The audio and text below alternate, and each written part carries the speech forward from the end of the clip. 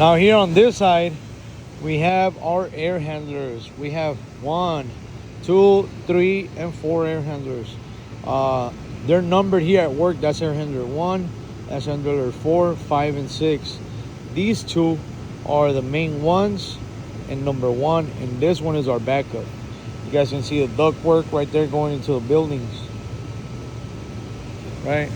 Let me get down from here, show you guys the inside of it, so you guys can see the size of the motor, the evaporator coil, and the blower wheel and all that stuff. It's huge compared to what you guys have seen at the lab. So I was up there right now, right? So this is how big this thing is. You know, it's probably like twice my size. Oh, freaking about 10 feet, 11 feet tall. Here we have some of the water going in. That's where we have our coils right here. Right, so this unit is pretty much sucking air in through here, right? Which point we filter the air with these filters. Look at this filter wall. So again, let me get in here so you guys can see the sheer size of this. All right, let me put this right here, right there. Hopefully you guys can see me there. I don't have any helper to record me, but yeah. So each filter is 24 by 24 inches, so 2 feet by 2 feet, right? So we have 1, 2, 3, 4, 5, 6. So we have 12 feet across by 1, 2, 3, 4, 8, 9. So this evaporator coil is 12 by 9. All right. So yeah. So here we're sucking the air in through that side, goes through here, right? These filters filter the air, obviously directly from the outside. Then we hit this coil, right? This is like pretty much like an evaporator coil, but these air handlers, instead of having one coil, they have like 2 or 3 coils. Each coil does something different. Some dehumidify the air, some they'll dry the air out pretty much. Some obviously you need the coil that's gonna cool the air down, and then what's it called? Sometimes you need a reheat coil to heat the air back up a little bit before you put it into the building. As crazy as that sounds, that's how these things work. Yeah, you cool the air down, then you heat it back up a little bit. Yes, we'll get into that later. But essentially, this is the coil, right? So this evaporator coil right here is gonna be 12 by 9 feet.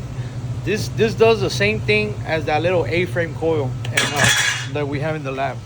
All right. So let me go here on this side. This is like the interface, or pretty much what we use to control it. Here we can see there's no frequency, no motor current, no amperage, so it's off. That's why I'm in there. All right. And here, look. Here we have another set of filters. The last set of filters.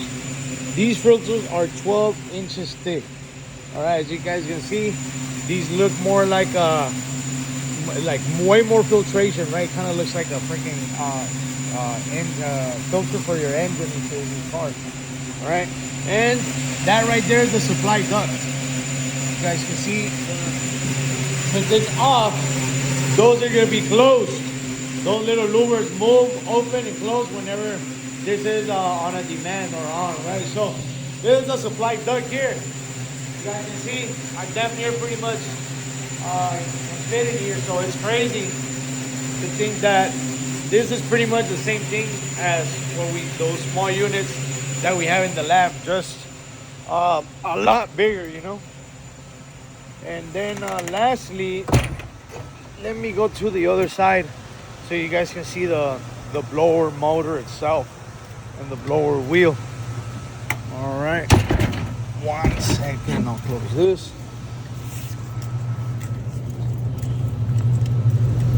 We go in here, we go in here, and here it is. So look, this is the brand for this air handler, blah blah blah blah blah, right? And there we go. So that is our blower motor. You guys can see the size compared to my shoe. That's the blower motor. That's our belt. And that is our blower wheel, or what we will call a squirrel cage, right? Look at the size of this belt. There's 1, 2, 3, 4, 5 essentially belts all together. That's the filter wall that we're just looking on the other side. And this is the blower wheel. You guys can see here. All right. So this is a pretty good size. All right. Essentially, it's doing the same thing as that little blower in those residential units. All right. So that's it.